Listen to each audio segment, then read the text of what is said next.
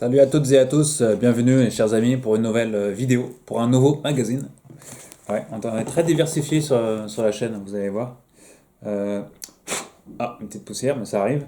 Dans ce numéro, je vais vous parler d'un nouveau magazine. Enfin un nouveau, oui, vous le connaissez déjà ce magazine. On parlera pas de série, ni de cinéma, ni de jeux vidéo, non. Mais bien d'un sujet qui me tient à cœur depuis. Enfin, le magazine, vous connaissez, c'est Inexpliqué, hein. Inutile de revenir là-dessus. Alors, il y a un sujet que je suis depuis des années qui me fascine, mes chers amis. Il s'agit de la disparition, qui fait la couverture d'ailleurs de ce magazine. Disparition du vol MH370. Ouais. Révélation explosive sur le plus grand mystère de l'aviation civile. Pour ceux qui, je vous ai présenté tout à l'heure ce que c'est, pour ceux qui remettent dans le contexte. Si vous n'avez pas entendu parler de la disparition de cet avion, c'est que vous avez hiberné pendant des années, hein, parce que toutes les chaînes en parlaient à un moment donné, et qu'au jour d'aujourd'hui, on n'a toujours pas retrouvé cet avion. Mais on sait pourquoi. On commence à savoir pourquoi. Ouais, ça, je vais laisser le découvrir tout à l'heure dans cette vidéo. Euh, et je voulais dire pourquoi du comment surtout. Brouillage électronique militaire et fausse piste gouvernementale. L'avion a-t-il été lâchement abattu? Voilà. Interview choc de la journaliste d'investigation Florence de Changy, on va y revenir. La version officielle n'est pas seulement incroyable, elle n'a simplement jamais été crédible. Voilà, tout à fait, ça résume bien. Je répète, elle dit, je cite, la version officielle n'est pas seulement incroyable, elle n'a simplement jamais été crédible. Voilà, ça résume bien euh, ce, ce fait divers, enfin c'est plus qu'un fait divers, hein, quand même. Voilà, autre sujet dans ce magazine, bon, on va y revenir. Vivons-nous dans une simulation informatique? Enfin là, c'est des sujets qui reviennent toujours un peu de temps en temps. Voilà, Inexpliqué numéro 7 avec un sujet très intéressant. Donc je vais plus me positionner sur le sujet, sur la MH370. Après un avant-propos très pertinent de Nicolas Montigani, le rédacteur en chef et directeur du magazine, on retrouve un sommaire très intéressant, voilà, très riche. Voilà, bah achetez le magazine, les amis. Je ne vais pas tout vous le faire lire non plus, hein. Hein, il en va aussi de la pérennité aussi des magazines. Voilà, on trouve forum des lecteurs, tout ça, des news très intéressantes d'ailleurs, des complots partout. Ouais, tiens. Voilà, encore 2 pages de news liées évidemment au sujet traité dans le magazine, à savoir l'inexpliqué. Donc, comme ils disent, énigmes historiques, complots, ovnis, paranormal, cryptozoologie, documents secrets, études et interviews de scientifiques, etc. Voilà, tous ces sujets qui m'intéressent moi aussi depuis des années. Voilà, il parle de cet ovni aussi qui a été vu le 21 février 2021 par un pilote d'American Airlines. Voilà, bah, il y a il y a un petit sujet à cette découverte. Voilà. Alors, actu, vie sur Mars, la NASA la recherche-t-elle vraiment? Voilà, la vie sur Mars, bah, vous avez quelques pages sur ce sujet. Voilà, il y a 4 pages. Donc la réponse dans ce numéro, voilà, avec une interview du directeur du projet de la mission Mars 2020. Alors tiens, une petite news pour BTLV, là, donc BTLV, voilà, c'est Bob. Énigme du col Diatlo. Et si la chute d'une fusée expérimentale était responsable du drame? Voilà. Autre sujet traité dans ce magazine avec une interview. Voilà. Ensuite, on a l'Atlantide et mythologie, des souvenirs inconscients de notre vie fétale. Voilà. Autre sujet dans ce magazine. Atlantide, c'est un sujet intéressant. Voilà, je ne vais pas y revenir. Voilà, je vais me concentrer plus sur disparition du MH370. Voilà, que voici, qui reprend un peu la couverture. Voilà, tout à l'heure on parlait d'une couverture. Là, vous avez une couverture, et là il y a quand même 2, 3, 4, 5, 6, 7, 8. Bon, il y a au moins 8 pages sur le sujet, ce qui est intéressant. Voilà. 8 pages sur le sujet. Vous voyez. Alors, ils mettent, je cite, cet article était un hommage aux 239 victimes, ainsi qu'à leur famille d'un événement aussi tragique que foncièrement injuste. MH370, qui n'a jamais entendu parler de ce vol de la Malaysian Airlines, je vais vous résumer un peu le contexte, ça résume un peu le sujet, qui a subitement disparu des écrans radars au-dessus du golfe de Thaïlande pour entrer dans tout de go dans la légende. Vol de routine, il devait être voleur de vie, il est devenu. Car c'est bien d'une prise d'otage dont il s'agit, une prise d'otage, eh oui, mais d'un genre un peu spécial. Une prise d'otage dont les responsables ne sont pas des terroristes, au sens propre du terme, mais des pirates du sol. Des manipulateurs en col blanc, de sombres individus cachés derrière leur titre ou leur fonction, insensibles aux souffrances, sans foi ni loi, cupides, ivres du pouvoir et sans la moindre notion de respect pour leur prochain. Des lâches. 3 points de suspension. Oui, c'est bien des lâches dont il s'agit, d'un acte lâche mais intéressé. Ce qu'on a voulu soustraire aux yeux du public à grand renfort de technologie, de fraude et de ruse, derrière l'imaginaire démence d'un commandant de bord tout aussi victime que ses passagers. Oui, telle est la véritable histoire du vol MH370. Alors, là, dans une première partie, on vous résume à peu près les faits. Voilà, alors je vais essayer de vous... La version IMET, je cite, « Nous sommes le samedi 8 mars 2014, il est minuit 41 local, etc. La très fiable Boeing 777, bon je vous passe, mes aériennes immatriculées, voilà, vous avez matriculation en question. Des codes de l'aéroport international de Kuala Lumpur en Malaisie. » Voilà, ça reprend, là on vous explique, on vous réexplique. Hein, non. 150 émissions l'ont fait à la télé, mais là ils le font sur papier. À destination de Pékin, donc en Chine. Le temps de vol estimé est d'environ 6 heures. L'avion emporte 2 heures de carburant de réserve conformément aux règles en vigueur de l'aviation civile. À 1h07, ouais, tant que soit à peu près, ça fait quand même une demi-heure après, à peu près, le système interne ACARS, Aircraft Communication and Racing on Reporting System, qui transmet à la compagnie les messages d'alerte, de panne, d'anomalie ou d'arrêt du système, cesse soudainement d'émettre. Voilà. Sa désactivation est une procédure complexe qui ne peut être effectuée dans la soute que par un pilote ou un personnage ou une personne compétente. Voilà, ça c'était décrié évidemment. Quelques minutes après, le contrôle malaisien annonce à l'équipage qu'il va quitter son espace aérien et entrer dans celui du Vietnam. Eh bien, bonne nuit, ce sera le dernier message oral enregistré en provenance du MH370 à 1h21 du matin. Le transpondeur qui fournit en temps réel l'altitude et la localisation de l'aéronef est désactivé. Procédure relativement facile à faire depuis le tableau de bord, à 1h30. Le Boeing disparaît alors des écrans radars civils, mais continue d'apparaître sur les radars militaires jusqu'à 2h15 du matin. Voilà. Ça, c'est les faits officiels qu'on rapporte. Tandis qu'il se trouve à mi-chemin entre les côtes malaisiennes et vietnamiennes, à 320 km au nord-est de Penang, il opère alors un brusque changement de cap vers l'ouest en modifiant plusieurs fois son altitude. La dernière communication sera enregistrée à 8h11 du matin, 8h11, sans néanmoins permettre de géolocaliser le MH M370, qui n'a envoyé aucun signal de détresse, est désormais perdu. Fin de l'histoire, pas tout à fait. Voilà, ça c'est la théorie, on va dire, plus ou moins officielle, rapportée par les journalistes, etc. Version officielle, on continue. Je continue la version officielle. Ça, c'est après qu'il est disparu, ce qu'on nous a dit. Alors, ils mettent... D'ailleurs, tout à l'heure, je vais vous parler aussi d'un livre que je vous conseillerais fortement si vous vous y êtes intéressé à ce sujet. Un livre. Là, je fais une pause sur le magazine. Là. Je vais revenir un peu sur ce livre. Le vol MH370 n'a pas disparu. Voilà. Écrit par Florence de Chanzy, celle qui s'est intéressée par l'enquête. Alors derrière, ils mettent qu'est-il arrivé au vol MH370 de Malaysian Airlines? Comment un Boeing 777 bourré d'électronique avec à son bord 239 passagers et au moins autant de téléphones a-t-il pu se volatiliser à l'insu des radars et des satellites dans l'une des zones les plus stratégiques de la planète? 2 ans plus tard, les proches des disparus attendent toujours une explication plausible sur la loi des savants calculs mathématiques. On leur affirme que l'avion s'est abîmé dans l'océan Indien. Mais aucune preuve tangible n'étaye cette version officielle. Le Boeing transportait-il des passagers suspects, une cargaison suspecte en marge des investigations au large de l'Australie?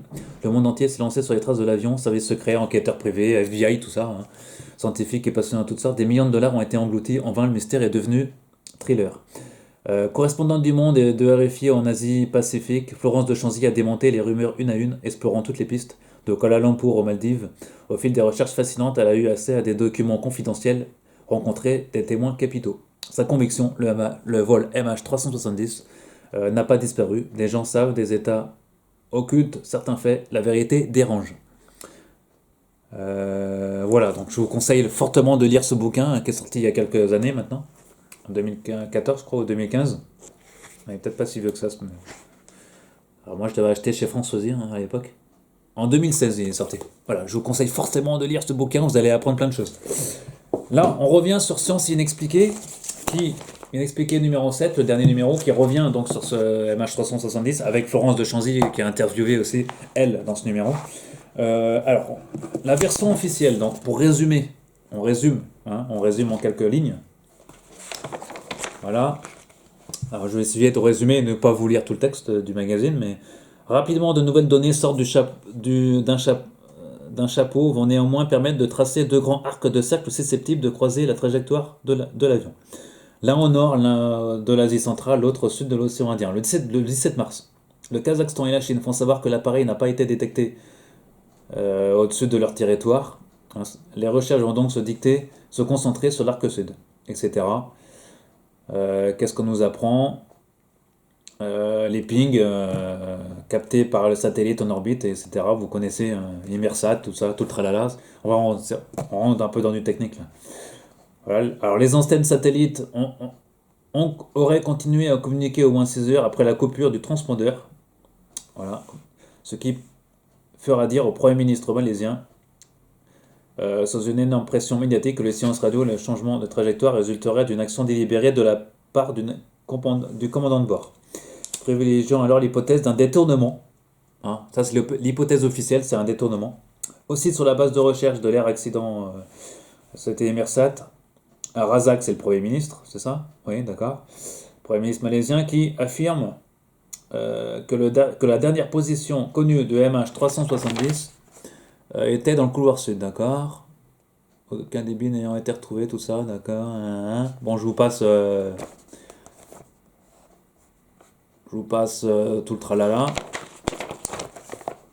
En juillet 2019, on apprendra que l'enquête était à présent conduite par la société Boeing aux États-Unis. Les journalistes en question d'apporter les précisions. Toutes les données recueillies ont été placées sous scellé et ne pourront être versées au dossier. En revanche, les enquêteurs pourront exploiter ce support dans leur rapport. Ils sont repartis avec une masse considérable d'informations à traiter dans les données satellites de l'avion. Autrement dit, il nous faudra attendre un temps indéterminé pour avoir le fin mot de l'histoire. Alors là, on va passer maintenant sur une version officieuse. Donc, officieuse, qui nous intéresse le plus. Version officieuse. Je cite, fort d'une longue expérience de reporter en Asie, alors Florence de Changy, donc je vous présentais son bouquin à l'instant, elle explore l'énigme du MH370 depuis près de 7 ans. Consciente des lacunes, contre-vérité, mensonges, enquête officielle, etc. Alors elle dit, je cite, prétendre que le vol MH370 avait pu disparaître me semblait une insulte à l'intelligence humaine.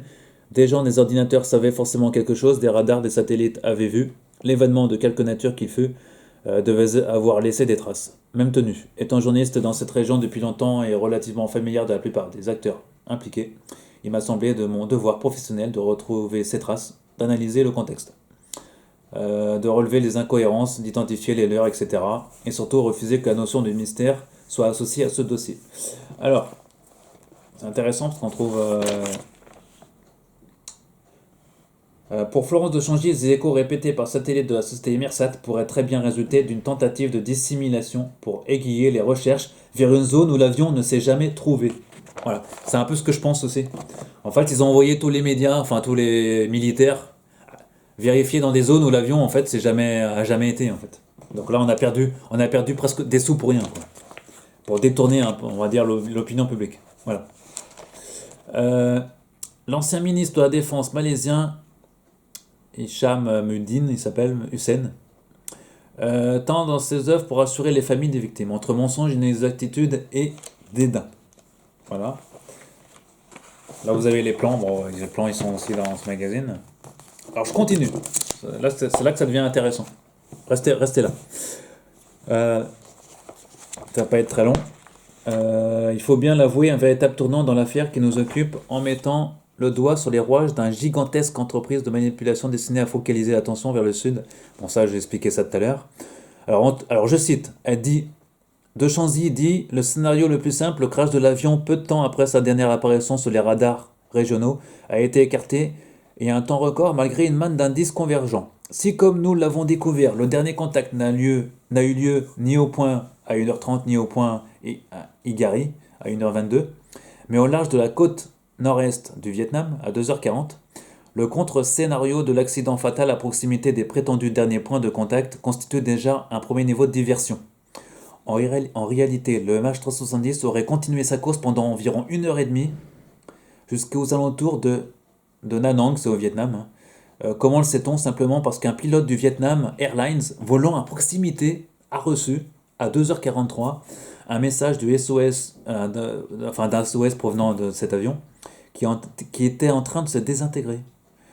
Voilà. Alors, ouais, je voudrais vous montrer sur la carte, les amis, mais vous voyez, là vous avez la carte, en gros, de la région. Voilà. Et le Vietnam, ça se trouve ici. Vous voyez, le Vietnam, c'est en bas. Cambodge, Thaïlande, tout ça. Et là, vous avez le tracé itinéraire effectué de l'avion. Et là, vous avez l'itinéraire officiel. Il a fait ça comme ça, l'avion. Enfin, vous verrez bien dans le magazine, hein, pour ceux qui... Et on trouve l'itinéraire officieuse. Enfin, officielle, ouais. Itinéraire effectué réellement. Enfin, ça, c'est expliqué dans le magazine, hein. Donc, je vous invite à acheter le magazine et à voir la carte. Je continue parce que ça devient intéressant, les amis. Je cite de Changy, pardon. Pourquoi je dis de Chanzy? C'est de Changy, pardon. Excusez-moi. Excusez-moi, Florence. C'est de Changy ou Changy, je sais pas comment on dit. Changy, parce que c'est un G. Florence de Changy, la journaliste, a dit, je cite, après quelques jours, il devint évident qu'en raison des courants qui poussaient les débris vers le sud en mer de Chine, l'opération de nettoyage incognito risquait d'être compromise par la présence de trop nombreux médias et d'autres témoins potentiels dans cette région du monde. Il fallut sortir une nouvelle du prix plus sophistiquée, les ping d'Inmarsat. Hein. Et en effet, aucun pays de la région, que ce soit la Thaïlande, Singapour, l'Indonésie, voire l'Australie, n'a repéré la présence de vols sur ses radars, ainsi que le prétendent les informations de cette entreprise discrète qui compte parmi ses clients les plus grandes armées du monde. Il y a autre chose, le détroit de Malacca, ainsi que le golfe de Thaïlande, est l'un des endroits les mieux surveillés au monde dans lesquels il serait bien difficile de se volatiliser. Voilà. Donc voilà, là, on sait qu'on a affaire à un complot d'une dimension internationale, les amis. Alors, forte présence marine et aérienne, civile et militaire, radar, avions AWACS et compagnie. Alors, c'est pourtant dans cette zone... veut-on nous faire croire qu'un Boeing 777 fantôme, c'est quand même assez grand un Boeing, hein, quand même, qui ne communiquerait plus avec le sol, aurait eu le loisir de faire à peu près ce qu'il veut. Non, cela ne tient pas une seconde, c'est tout simplement impossible. Dans une tribune dédiée à l'enquête et à Florence de Changy, elle dit, je cite, l'auteur se risque en épilogue à avancer que ce qu'elle qualifie de simple hypothèse qui ne manquera pas de susciter la controverse qu'une arme ultra-sensible américaine avait été chargée dans la soute de l'avion à destination de Pékin et qu'il était inacceptable pour Washington que le régime chinois mette la main dessus. Qu'il fallait détourner le vol pour le vider de sa précieuse cargaison déguisée en fruits frais ou appareil Motorola sur la liste de chargement, ce qui devait être fait grâce au brouillage d'avions de surveillance. Mais que le plan A ne s'est pas déroulé comme prévu du fait du sérieux du pilote et que l'avion a donc été abattu soit par erreur, soit délibérément. Elle suggère ainsi que la première puissance de la planète est impliquée, donc les États-Unis, apparemment, c'est au conditionnel, hein, tout ce que je dis. Que la deuxième a gardé le secret, tout comme les États, alors la Chine, on pense, tout comme les États voisins. À l'inverse de la version officielle et de ses sbires, de Changy a souhaité rendre son intelligence à l'opinion publique afin qu'elle se fasse elle-même une idée de ce qui a pu se passer au cœur de la nuit du 8 mars 2014 au-dessus du golfe de Thaïlande. Un pari gagnant en ce qui nous concerne, un véritable tour de force qui mérite le respect. Autant de respect que celui que nous devons aux victimes du vol MH370 et à leurs familles, qui se trouvaient au mauvais moment, au mauvais endroit. Quant aux commanditaires de cette atrocité, l'histoire les jugera un jour, que ce soit sur la terre ou dans le ciel. Ouais, bon, ça... Alors, ouais, voilà. Donc, vous l'aurez compris, l'hypothèse d'un détournement vers la base militaire américaine de Diego Garcia, cette fameuse base, a été évoquée un temps. Il s'agissait en réalité d'une habile diversion, d'après ce qu'on sait. Voilà. Alors, oui. Un temps, on avait parlé d'un détournement, mais en fait, c'est pas ça, quoi. Enfin, ce serait pas ça, en tout cas. Voilà. Donc, ce serait plus sur la dernière... Alors, il y a aussi les débris retrouvés à la Réunion, des faux pour alimenter la version officielle. Et pour cause, l'objet se trouvait en mer de Chine, lieu vraisemblable du crash de MH370. Ok, donc tout a été fait pour nous porter vers des zones hein, là où il n'y était pas l'avion. Voilà, donc c'est un sujet très intéressant. C'est pour ça que je vous conseille de lire ce livre, hein, parce que tout est expliqué dans le livre de Florence de Changy, en détail. Voilà, donc je vous conseille fortement, pour ceux qui ne l'ont pas lu, de vous plonger dans ce livre. Voilà, l'affaire des faux débris, voilà, ça fait une page. Alors, on a l'interview de Florence, justement. Hein, je vais vous passer un petit extrait, si vous voulez. Euh, bon, son état, ça, on prendrait dans le magazine. Avez-vous subi des pressions? Bah, elle y répond. Voilà. Je me soucie davantage de la sécurité de mes sources que de la mienne. Je pense que mon statut de journaliste et travail me protège un peu. Je pense qu'il est possible, que c'est possible, faut juste. Alors, est-il envisageable, à votre avis, que vous connaissiez un jour l'entière vérité? Bah, un jour peut-être. C'est toujours la question. Voilà, donc un sujet très intéressant de ce détournement d'avion. Intéressant, hein. Voilà, donc c'est un début de réponse, après ce que je vous ai résumé grâce au magazine. Voilà, un début de réponse. On voit que c'est présent, d'accord. Les autorités ont voulu faire passer le pilote du MH370 Zachary Ahmad Shah comme un désaxé souffrant de dépression qui se serait suicidé aux commandes de l'avion. Pour sa famille et ses amis qui le connaissent bien, tout ceci ne tient pas la route. Voilà. Ils ont voulu faire des choses, épingler certaines personnes. Dire que c'est le pilote, c'est toujours le pilote qui prend de toute façon, donc c'est facile à dire que c'est le pilote. Voilà, donc sujet très intéressant à trouver dans ce magazine, que je vous invite à lire. Voilà. Allez, pour changer de sujet, vivons-nous dans une simulation informatique? La réponse dans le numéro. La naissance de l'écriture. Voilà, autre sujet. Les enlèvements extraterrestres. Témoignage d'un abducté. Quelqu'un qui a été enlevé par des petits gris, par des extraterrestres. À retrouver dans ce magazine, ça c'est le sujet qui m'intéresse, aussi. Voilà. Bon, voilà, donc avec des images d'illustration qui sont toujours bienvenues. Voilà, un sujet très intéressant. Ah, j'ai lu, c'est un sujet très très très très très intéressant que je vous invite à lire. Voilà. Alors c'est toujours con dans ce magazine d'occuper 4 pages pour ça. Pour les anciens numéros, vous voyez, 2. Et là, encore 2 pages. Voilà, là on perd 4 pages pour présenter les anciens. Bon, on perd pas 4 pages, on fait de la publicité en interne dans le magazine, mais bon, on perd quand même beaucoup de pages, quoi. Mouvance canon, théorie complotiste ou réaliste? Voilà un sujet très intéressant aussi. De cette secte, si l'on peut dire. Ouais, c'est une secte. Canon. Militant de groupe néo-nazi, voilà, sujet à retrouver aussi dedans. Sujet très intéressant. Des spécialistes qui y répondent. Voilà, je vous invite à lire ça aussi dans ce numéro, mes chers amis. Et on retrouve à la fin de bibliothèque comme d'habitude. Voilà, donc. Science et inexpliqué numéro 7, c'était un peu long la vidéo, mais bon, c'est un sujet très intéressant. Voilà, le MH370, révélation. Et en complément, je vous invite à lire le bouquin de Florence de Chanzy sur ce sujet. Un autre magazine a fait le sujet, je vous le présenterai dans quelques jours aussi. Je reviendrai sur le MH370 avec un nouveau magazine lancé par Carl Zero, que j'ai pas encore lu d'ailleurs. Qui revient aussi sur le MH370. Donc, on va en reparler du MH370. Je peux vous dire qu'on va en reparler. Voilà. Ça, c'est inexpliqué numéro 7 à retrouver dès aujourd'hui en kiosque.